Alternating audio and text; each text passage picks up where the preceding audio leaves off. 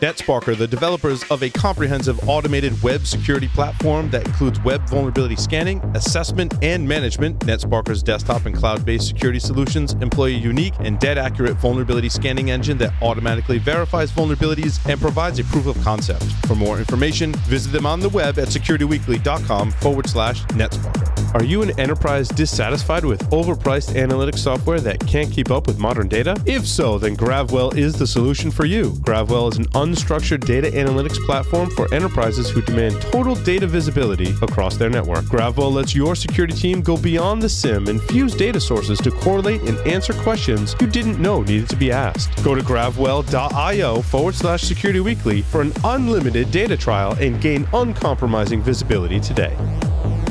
The average large enterprise has 24 million vulnerabilities.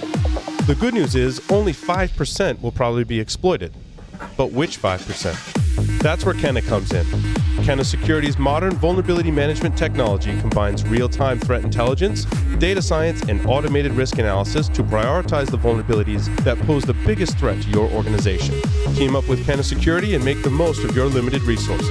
Learn more at securityweekly.com/Kenna Security. Welcome back, everyone, to Paul's Security Weekly. Quick announcement before we get started. In our October 22nd technical training, we'll provide a first look at a new free resource that delivers thousands of remedies as a service to bridge the gap between vulnerabilities found and vulnerabilities fixed. On October 28th, learn how to build an integrated security platform. In our webcast at 3 p.m. Eastern Time, you can sign up at securityweekly.com/webcast or check them out on demand at securityweekly.com/on-demand. Tony Punturiero is the offensive security experience penetration, I should say, OffSec experience penetration tester, red teamer for government contractor, and is known for his great passion for educating and mentoring others. Also known as TJ, he is an adjunct professor for a local community college, teaching cybersecurity courses and coaches one of the top community college cyber teams in the state of Maryland. Tony, welcome to the show. Thanks, Paul. It's great to be here. Nice to have you back, my friend. You were here. I think I looked it up. It was like episode 615 or something like that. That was your first time. Yeah, last year it was. Yeah. So awesome. Nice to have you back, my friend. And today you are going to be talking about building a lab. Yeah, there's a lot of things to talk about building your home lab, at least, trying to get some things together. Resources, and we should clarify, this is your home security lab, not like a meth lab or any other kind of lab. No. I used lab in like a generic kind of term, and I was like, well, that could be open to interpretation, right? Can we do meth labs next week? Yeah, next week we'll feature meth labs. Doug will talk about, yeah. But last week we did meth labs. We talked about meth labs with Chris Sanders. You did. That's how he got into it, right? Yes. But we're talking about assembling a home security lab. Now, we haven't talked about this in some time. And I started looking through your post, which we link to, which is kind of broken in the show notes, which we need to fix. If you manipulate it just right, you can get to it. But you put together a lengthy post. So, Tony, I'll turn it over to you. Talk about building a home lab for security. Yeah, so I think it's important to build a home lab. I know last year we talked about it, the importance of getting into building your own lab. If you want to start playing and tinkering with like the software that's out there, systems out there, you've got to build your practical skills to do that. And, one of the greatest things about having, your own lab environment, your own system to do that, gives you the ability to be able to play with those types of things. And I've been home labbing since I was a senior in high school. I started out with my own system that I built from scratch, that I had all my security stuff on it, didn't have anything personal on it, that I used for a lot of the stuff that I wanted to test out and play with just for fun and tinker with. And then it kind of expanded from there, actually buying my own server, putting stuff together for it, and then, using other resources that were out there just to get an idea of, how do I get started? What are other people building? How can I be able to simulate that kind of stuff that they do as well too? Or even try to get into some things I want to learn more about, in the Infosec field. I think today, Tony, the home lab has a much smaller footprint than it did when I was doing it. Joff, I think we talked about the Sun Microsystems ES450s. At one time, I had two or three of those in my basement. Because I had gotten them from the company that I worked for. and I might have even left that company at that point, but I still had friends there, and they're like, dude, we're basically like selling all these systems. And I bought a bunch of those Nokia IP 410, 440 firewalls. I bought a bunch of Sun Microsystems Enterprise 450s, and I had them running in my basement, and it was really awesome. It took up a lot of room because, like, previous to that, I had this like gigantic.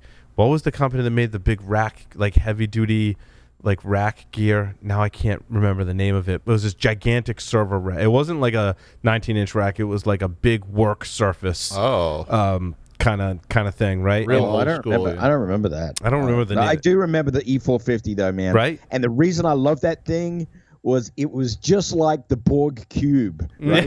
Yes. They were mini Borg cubes. Yeah. They were mini cubes, and it's beautiful because it's like, oh man, I've got my own Borg cube.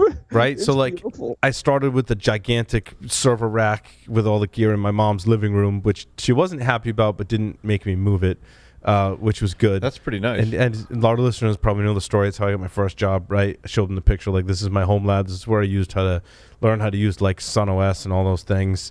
And I set up NFS. Because they're like, where do you run NFS? I'm like, at my house. Like, see the servers? Yeah. And then into my basement.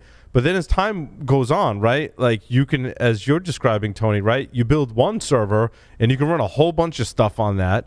And the rest of the projects, and I noticed in your list, you can have smaller Raspberry Pis, Pi Zeros, all like kind of the embedded stuff. And it takes up a lot less space and a lot less energy to run. Yeah, so talking with the guide, right?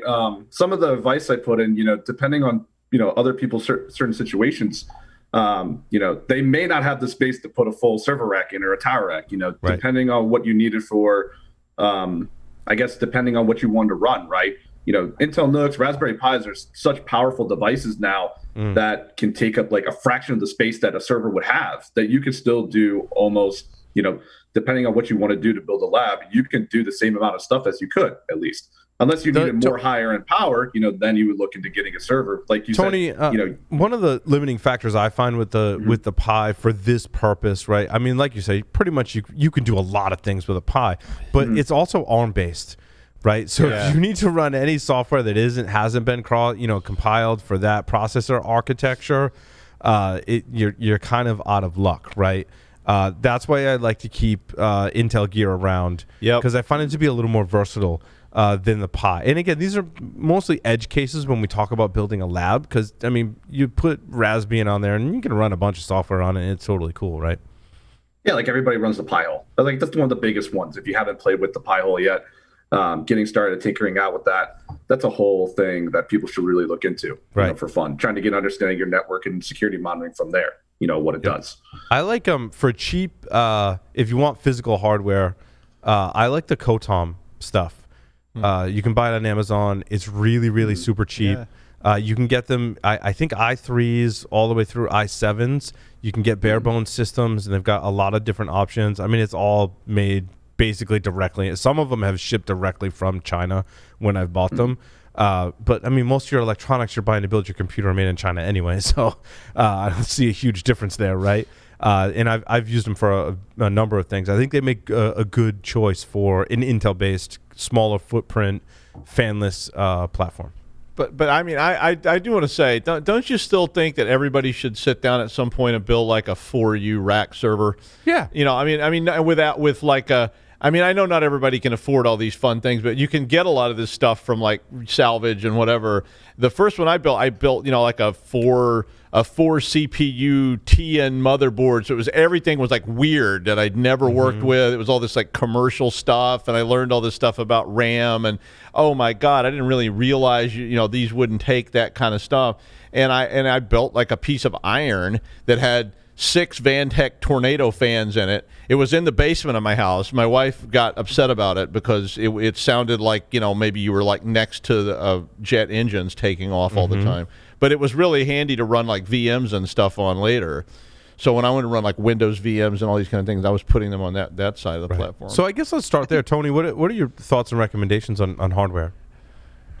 Hardware-wise, it depends on your situation, really. I mean, if you have a system that you think could still be functional, and you don't have the budget to be able to buy a whole new server or at least put the funds into it, you may have enough funds to go ahead and actually upgrade the hardware that's in that system to bring it back to life. You know, like you don't have to put Windows on it. You know, Linux systems could be able to run the virtualization software that they need, you know, to run your virtual machines or for your little small test lab that you can do. You know, it doesn't take up too much performance as what Windows would usually do.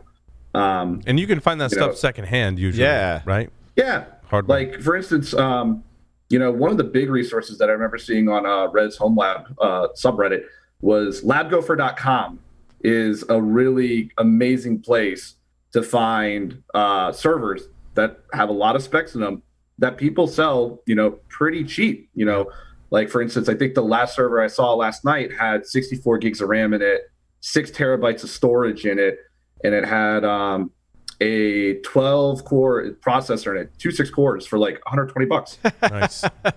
Like something like that, simple. You could easily get if you have the funds to do that, you know. Right.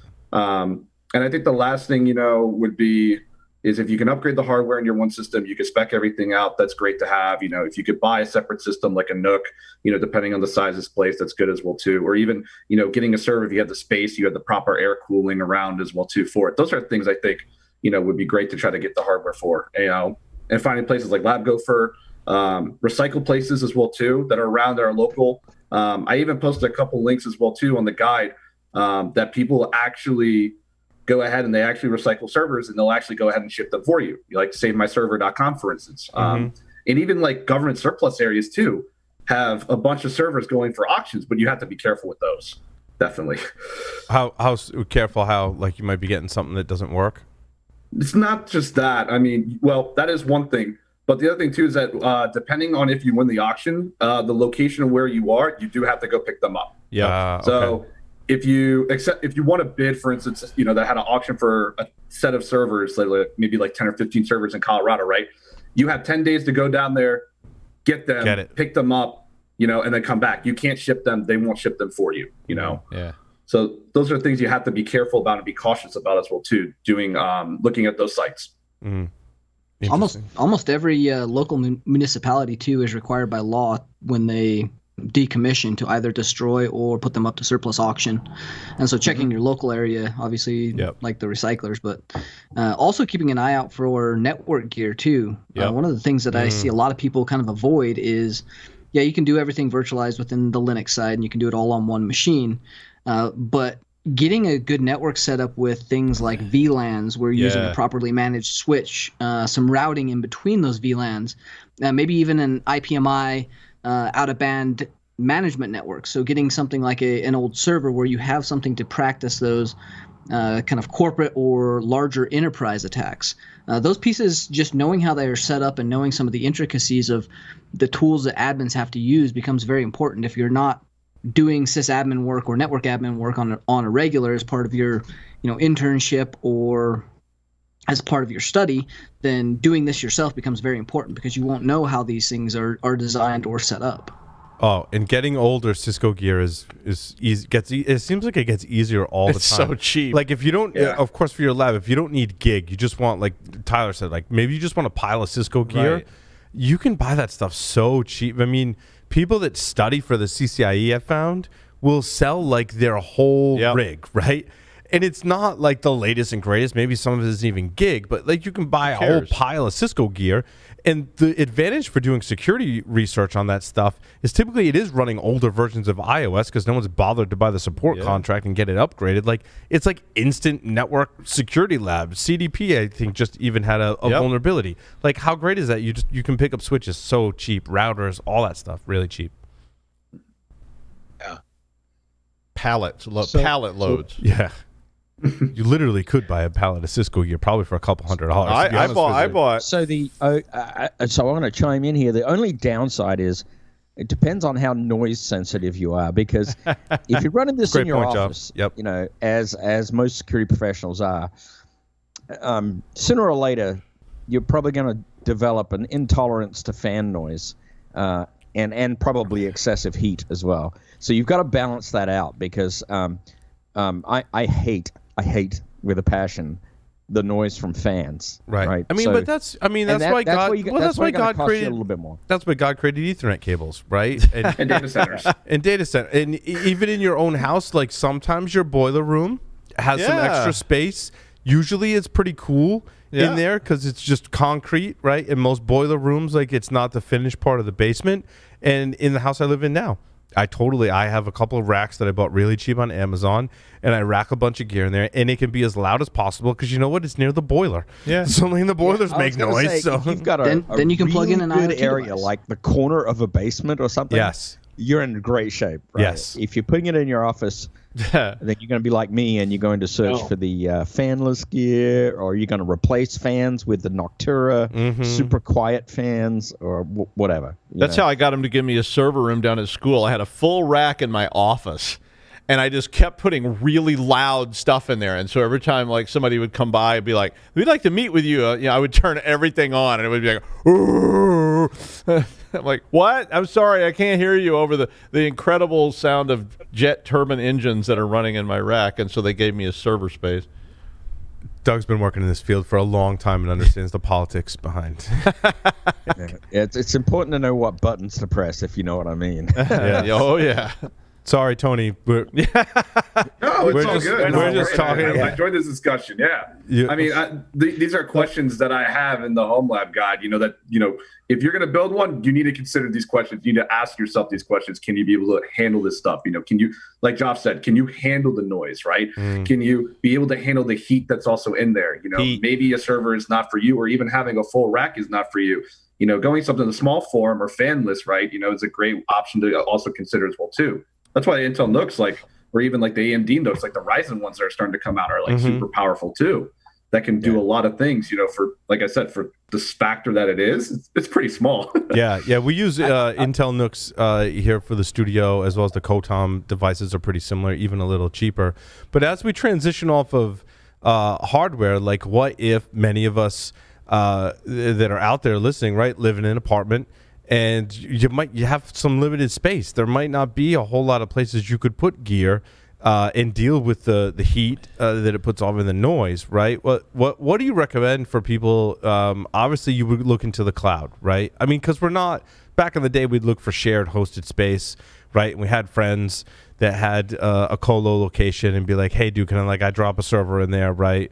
And that was cool. But now, I mean, we can spin stuff up in the cloud. What do you recommend for people that just want to basically go host their stuff in the cloud?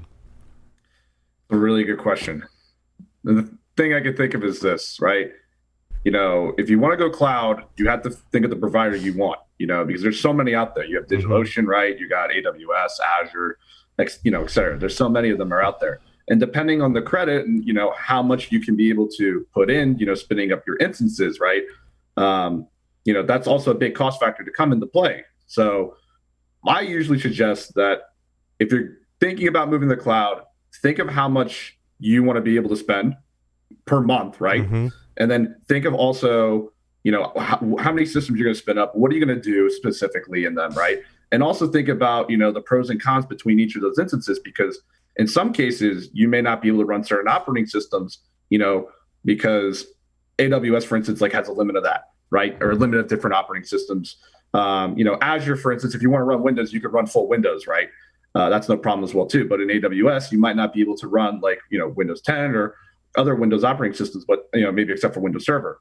So those are things that also come to play, too.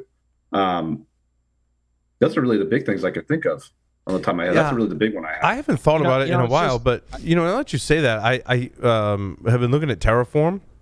Yeah. And if I were to start building on a lab, I would learn Terraform, and I would learn how to use that to spin up my lab independent of cloud provider, right? Because I think that's a really good skill to learn, especially to be able to script all this stuff. And I think one thing that can really help with your cost is, okay, when I sit down and I want to use my lab, I run my script and I spin it all up. I do what I need to do, and then I spin it all down, right? And I think for a lab, that's probably a good thing. I think learning Terraform can allow you to cross those different cloud providers. I mean, if you want to use Terraform in AWS, that's cool, and learn that technology, right? But that ability now to script that, to be able to turn it on and off, can really help save cost. I was gonna jump in there real quick, Paul, and point out that if you're looking at cloud, you don't have to go to the top tier, well-known providers. There is a whole slew of VPS providers out there that you could look at too. Linode. Do you use Linode? Linode, I think, falls in that category. Yeah, Linode, those kind of folks, and they're probably just a single rack somewhere in a co-hosted location, but you can get discount. I mean, I remember I used to run a name server out on the net, and I still do, but I think I could get it as low as $5. Can you get $5? $3 a month. $3 a month. Yeah, I think Linode may start at like $5 to $7 a month, something like that.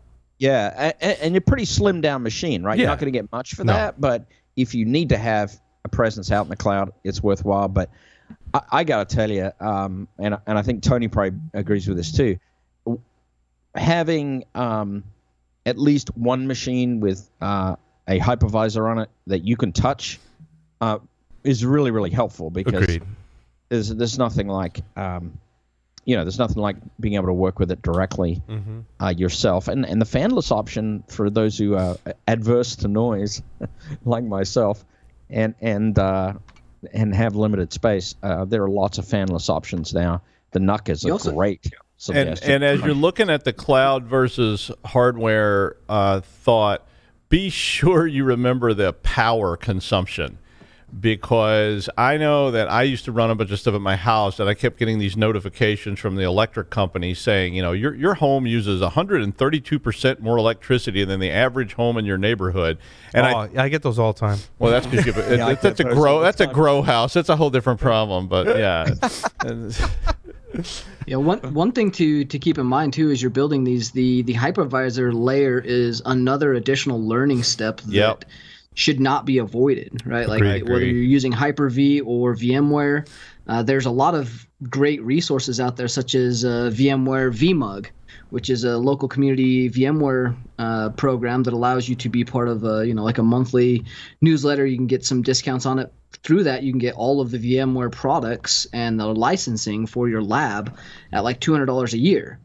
Things like Spark for Microsoft, where you get the Visual Studio or the old MSDN access to license codes for labs. That's something that for students is almost free. Yep. So those particular pieces are things to not avoid, so that you understand how networks are configured, how admins have to configure them, and some of the layers that you may be abstracted from if you're leveraging something like the cloud providers. Just being able to spin up a VM or have some container that deploys automatically, yeah, that's great, but that also, you don't learn how the system deploys, you don't learn some of the settings that can be configured, and you don't learn some of the headaches that come from having to configure those. So there's some important learning aspects you have to take into account too. I think if you're learning, you should mess around with all these technologies. And the one that we haven't mentioned yet, and Tony, I want to get your take on this, because I got a Windows machine, and I haven't had one of those in a long time. And I wanted to use WSL, and I was like, "Oh, that's cool. Kali is in the Microsoft App Store, basically, right?" And there's some mixed reviews in there. So, Tony, I want to get your take on if you've got Windows and you want to spin up Kali, maybe some things to look out for, pros, cons, that kind of thing. Oh boy. There's a lot of stuff that's happening in that project, at least from what I've seen. Reston Karsten, for instance, he's the guy I know that's basically been working on the WSL, and I have Steve as well, too, on the Kali Linux team. That project has been grown drastically. Steve, for instance, did a talk actually on how WSL and Kali have been working, side by side, close with everything that they've been doing, and how easy it is to actually run and spin up the Kali instance in WSL. And now it's even changing even more, where we now use, I think it's called KEX. I don't know like the whole interpretation of it, but it can automatically, once the Kali instance is installed through WSL2, it can automatically spin up, run on the actual Windows system, and actually show you the full GUI and everything. And you can run all your tools side by side with it as well. Right. And that's a pre-release. That's not in the shipping version of WSL2, right? No, you have to install the instance, but it doesn't take long at all to install. Gotcha. Usually most of 4 minutes. Yep. And then you have to apt install Kali everything or something like that to get all the tools. That was some of the complaints in the reviews, and I was like, basically you guys just aren't like reading the manual, because your default instance is Kali, but none of the tools are there. Right, and I'm like, well, go read, and then the instructions tell you gotta either install the tools you want, which you list out in your post, Tony, or there was a command like apt install Kali dash everything or something like that. You don't have to install Kali dash everything. That is a huge meta package right there. It's so like don't do that, basically. Yeah. Like so the main thing when Kali installs, Kali actually uses a meta package called Kali Linux default, and you can actually go ahead and install the default tools that you would see that Kali also uses. Actually, just had a moment for a second.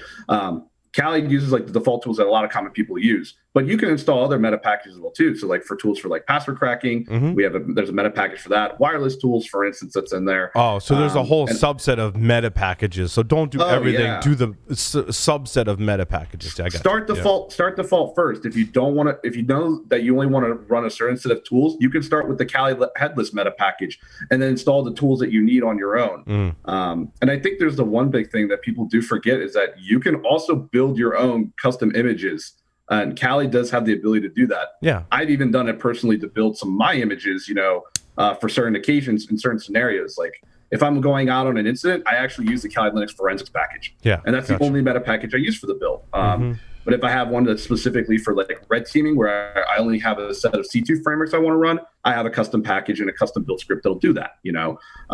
So there's a lot of things that you could play with on that side, even on the software side with it. I think building those custom Kalis is a good project for your home lab as well, because that's one of those skill sets that you have.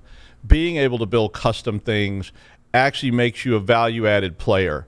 Not just, I downloaded the ISO and ran it. It's like you're actually a person who says, I understand what's in these packages, I know what's in there, and you can keep them small enough so that they're no bigger than they need to be instead of just doing all. Well, what I like is it gives you a nice set of challenges, as I discovered, that I didn't really anticipate. So I was like, well, I need to move some files over to my Windows system.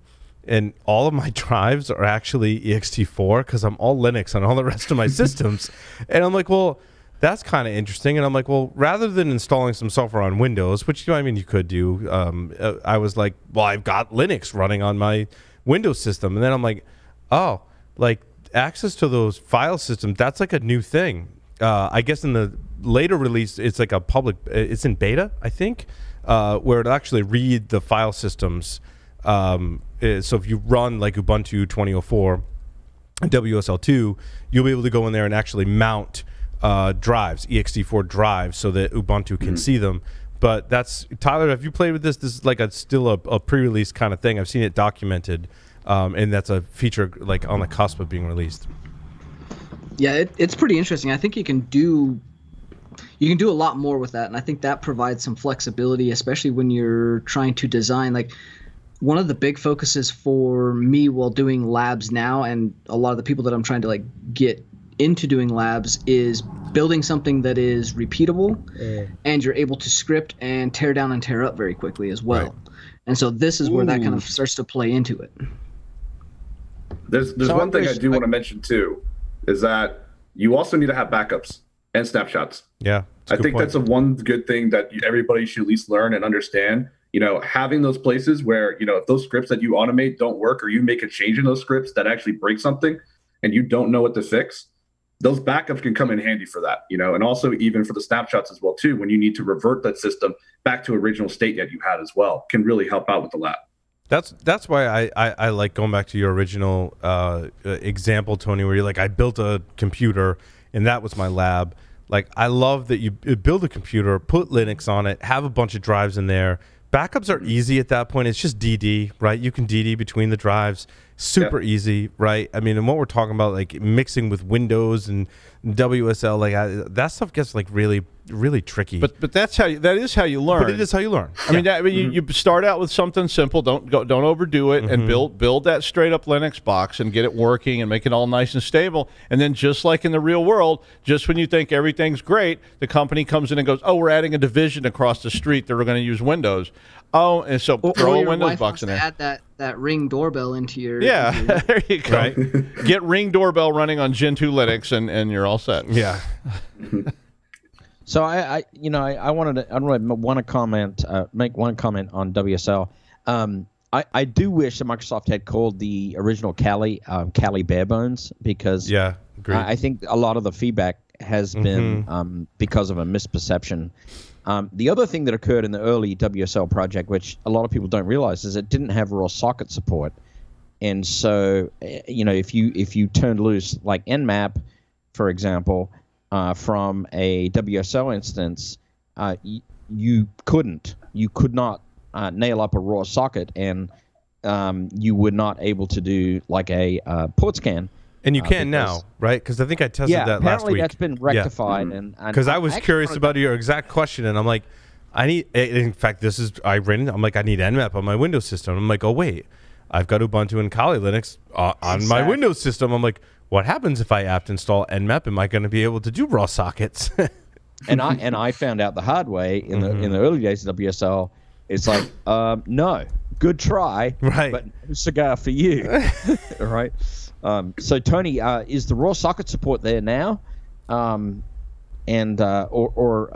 have you not tried it? I don't know. What I haven't tried it yet. The big thing that I've been playing with mostly that's way off from Kali being running in WSL is PowerShell mostly. Trying to get the differences between how it works in Windows and how it works in Linux, and my next project is to look at how it plays together with WSL. I gotcha. Yeah. Very cool. Tony, once we set up the base kind of systems for your lab, where do you recommend people go to get things like targets to exploit? Obviously, you're going to rely on Kali primarily in the beginning, right, to get the tools that you need to exploit them. Where do you suggest people go? You mean like the vulnerable images to get them, or I need some more context to this. Yeah, so all right, I stand up a lab. However, we've just discussed like probably at least half a dozen ways to stand up a lab. Like, okay, now I've got some systems set up. Like, now what? What do I do now? Well, that depends on where you want to go with that lab, right? So this depends, right? If you're on blue team and you're on the red team side, right, the offensive side. If you want to play with vulnerable systems, VulnHub is the greatest place that I know personally for a resource. I always download vulnerable systems there. There are systems that are made for VirtualBox. There are systems that are made for VMware. And you could easily convert those as well, too, for other virtualization software that you could use. Like my other big one to go to is QEMU. I really do love QEMU and how it actually can be able to use a lot of the physical hardware to actually pass through for certain things, or even if I want to take that hardware and pass it through automatically as well with QEMU. So that's the biggest place I go to. But when you set up these vulnerable systems, when you get Kali up there, right, you also got to set up the networking for it, and then then it expands more to, okay, I know how the attack works, I know how I got into the system. Now I wonder, how can it get detected, right? So then you start looking at, okay, getting into network stuff. So if you want network hardware, right, you go ahead and you get your Cisco, you get PSN's firewall, right?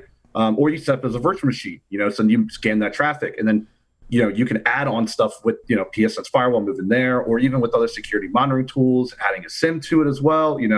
That's where the playground starts to expand. That's when, you start to assemble other things together, step by step moving forward with that lab. And there's a bunch of free resources with like Elastic and Elk, Helk for the red team to see some of the offensive side. You've got Sysmon that's all free and able to be virtualized. There's a million ways to kind of get that visibility and set up a good network. And you should build this like any enterprise. Try and get mail working in there. And go get a trial copy of Exchange. Like, if you can make that work, you will see some pain and why some of the recommendations from an offensive side, this is not as easy as it sounds from a defensive side. Exactly. I was going to inject a plug for GNS3 as well. GNS3 is a QEMU-based network simulator. You can put every kind of network gear in there, from Cisco to Juniper's, all kinds of stuff. You can run servers in there. I mean, it's very limited in power, but if you want to emulate a network backbone and connect physical things to it on either end and have it all sitting in the same room, you can literally emulate like a fake internet that's sitting out there, that you have two different boxes. Because I did this at my house once, and it just blew me away. And I was literally bolting, two machines that had 12 routers in between them in this sort of fake backbone. And then I actually I bolted it onto the school. And so I had VMware servers down at school that were connecting through this fake internet VPN back into these two machines at my house. It was insane. And I was just like, this is so cool. Yeah, I would second that. Understand that. I've used GNS myself to actually simulate real builds of a network with routing protocols included, right? Yep. Which is kind of fun. Yeah, we've been using it to do command and control servers too. So to put command and control servers outside of VMware machines that are emulating a company. And so when those machines got infected with my fake emotet, I just wrote a fake emotet.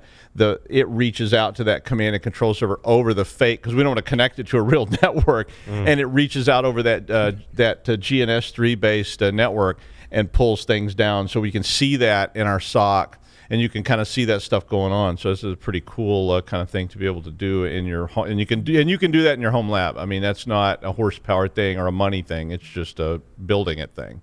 The chat room's pointing out that I don't pronounce Kali or Cali. Is it Kali or Cali? Cali. Cali. Cali? Cali. Yes. Cali. Cali. Like going back to Cali. Yeah. Cool J. Got it. Mm-hmm. But it's based on the god of change. I'll still screw it up. I mean, wait till we get to the next segment and we have to talk about Azerbaijan. We're going to start on pronunciation. I'll lose every time. Oh, and Doug is even worse than I am. I'm worse than Paul. In case you're wondering. Demons and Damons and Ben D.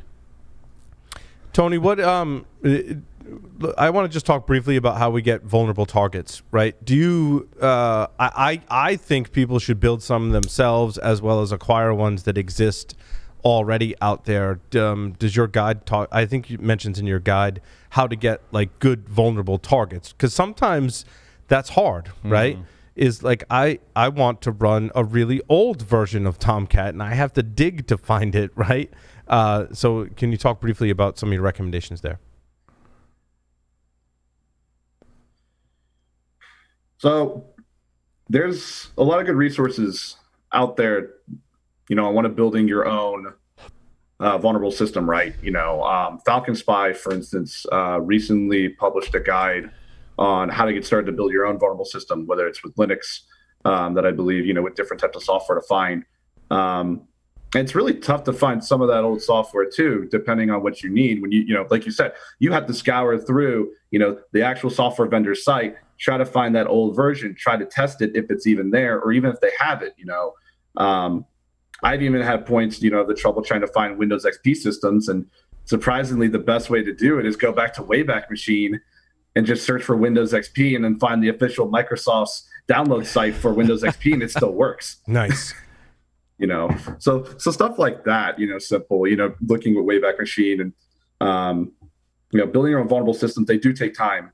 And if you want to try to automate that too, there actually is a GitHub link. Used to be called SecGen, I believe, where you could actually go ahead and run this automated script that would actually build out an actual vulnerable system for you, but you can pick and choose what type of exploits you wanted to go ahead and have it, what permissions you wanted to have with it, what security configurations were on it as well too. But I don't think that script has been updated in a long time. Was that just was that just Linux-based systems? Yeah, it was just Linux-based. Windows is very limited as well too, because their software license agreement. Like if you wanted to get Metasploitable 3, you would have to go ahead and get Packer, Vagrant, or no, I think it was Puppet and Vagrant, to go ahead and actually build and set up Metasploitable 3, not like Metasploitable 2, where it's just download the system, Linux, ready to go, a variety of different vulnerabilities in it, and test those out and play with them. Yep. I used to have Bad Store at DEF CON in 2003.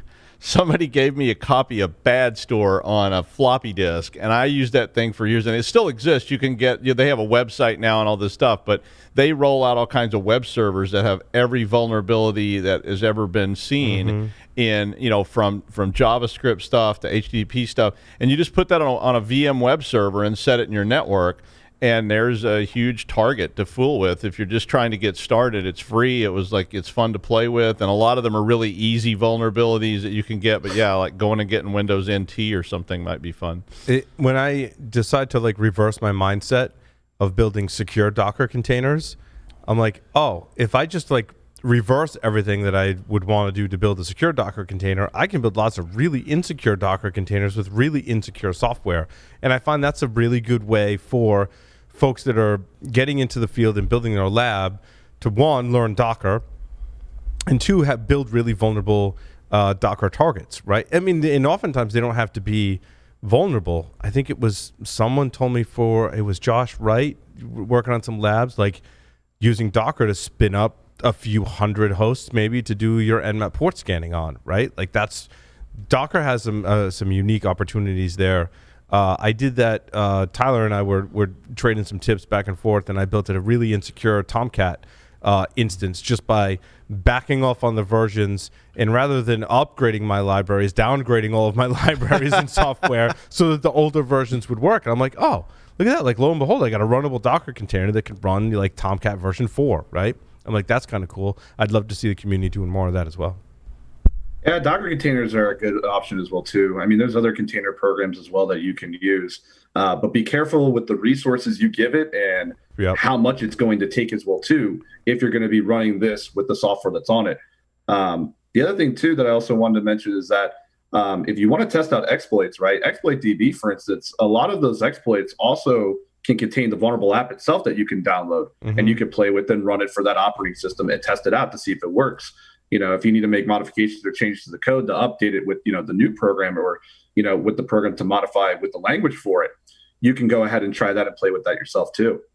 Yeah. And then I was lazy and I'm like, I think someone else did this. And then I went to Pentest Academy and I just bought a subscription and I'm like, props to Vivek. Yeah. Hey, Vivek, you're awesome. That would be probably my number one recommendation if you're going to pay for a subscription for some type of training or lab access. Yes. I mean, what we're talking about, Vivek is built out at scale, right? Basically, he's got a bunch of exploits, and he can spin up targets for you, and you can learn. Tony, others, I don't know if you played with that, but that's at very low cost. Yeah. Too, low cost, too. I love that platform so much. Yeah. His stuff is amazing. Absolutely. He was running a sale, too, recently. Yeah, I actually recommended a bunch of students to it, because they were looking at, Hack the Box and stuff, and I was like, have you tried Pentest Academy? Because Hack the Box is good, too. I'm not criticizing it, but I was like, have you seen Pentest Academy? It's really cool, and it's really cheap right now. His quarantine special was... yes. It was not expensive at all, and it is so worth the price. Yeah, I was sending students there primarily because of quarantine. A bunch of students were like, well, I'm stuck here. What can I do to keep my skill set up? And I was like, go to Pentest Academy. They're making a quarantine special, and you might as well get on board. And they did. So, and it's awesome. It's good stuff. Yeah, so there's one thing I also want to mention. A lot of the boxes on VulnHub are pretty old, and I know some of them are almost out of date at least.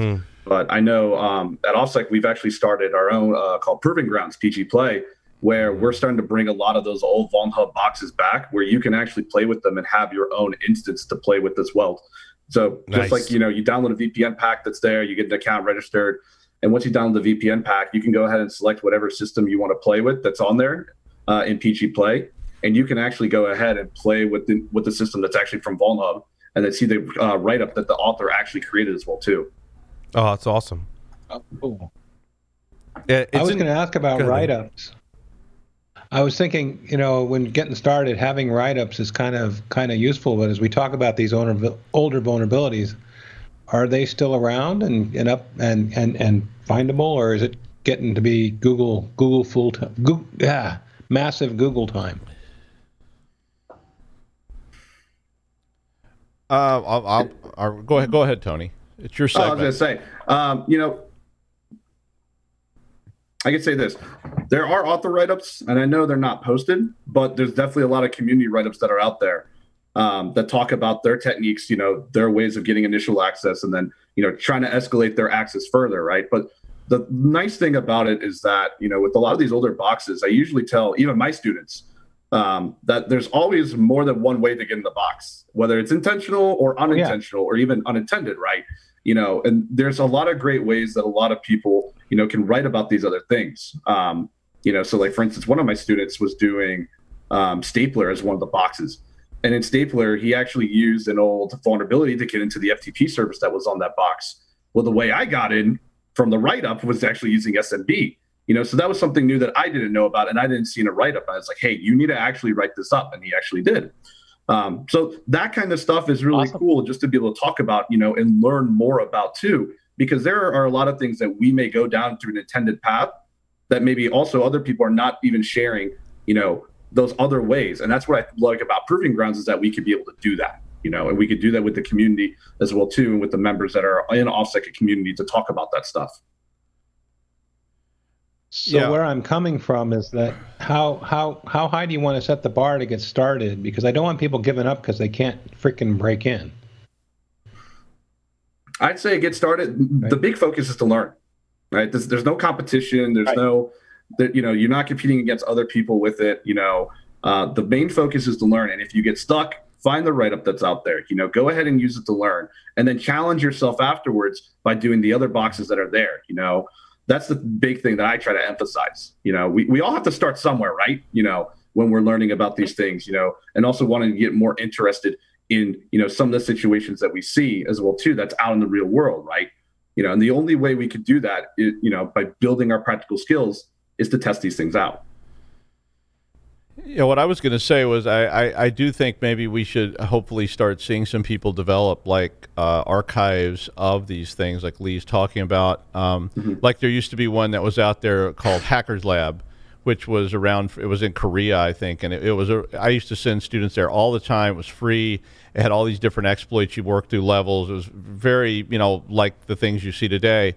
But a lot of that stuff gets lost. And as it sort of scrolls off the page, like right now, if you're looking back, say around 2012 posts and things, that's about where stuff seems to be cutting off.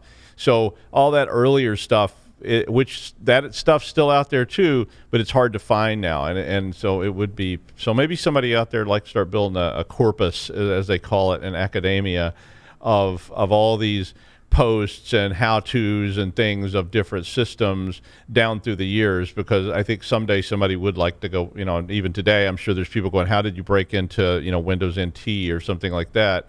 And it would be nice to be able to go refer to some of those things. I just sneezed and then I had a shell. It was weird. Well, we're all infected now. Tony, anything else you'd like to share with our audience, especially on the topic of building a home lab? It's definitely a fun thing to do. And I think the biggest thing I would say to emphasize when you're going to build a home lab is do the research, big time.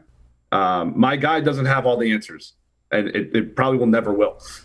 But there is so many good resources out there, and so many good books, and even so many good subreddits as well too, that people have talked about their experience of building their own home labs, and also getting started, with their own scenarios, and just getting to read and understand the stories of how those people built their home labs and what purpose they were for is actually really interesting. That, I think will be a big inspiration for a lot of other people to assemble their home labs, especially in the Infosec area,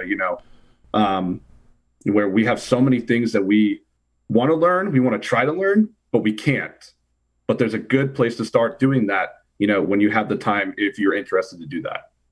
Yeah, I'm like reminded of the phrase "choose your own adventure," right? When it comes to building your own lab, for sure. But don't do too much research. I will say, no, I agree. Having been doing this for a long time, and I've built a lot of home labs, I built a lot of home, equipment, and tried to solve problems cheaply that probably should have had more money thrown at them.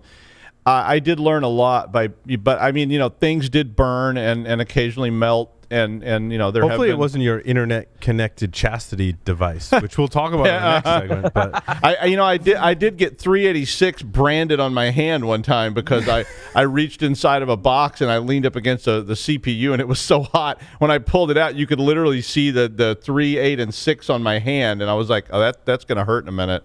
But I learned a lot from those. Intel on the outside, is that? Yeah, that was Intel through and through, medium rare. Tony, can I sell you some heat sinks, buddy? Right. And we didn't stinking heat sinks back then. You just, I don't know, put a glass of ice water next to the computer, and that helped. That did it. Tony, thank you so much for appearing on Paul Security Weekly.